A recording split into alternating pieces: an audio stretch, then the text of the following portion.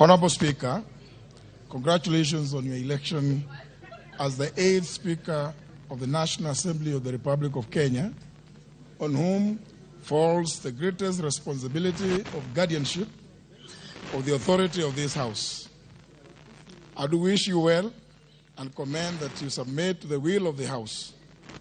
As you assume the office and embark on discharging the duties of the Speaker, I trust that you will find this set of past rulings by your predecessors most useful.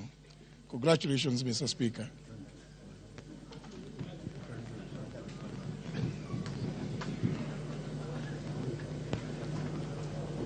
Thank you.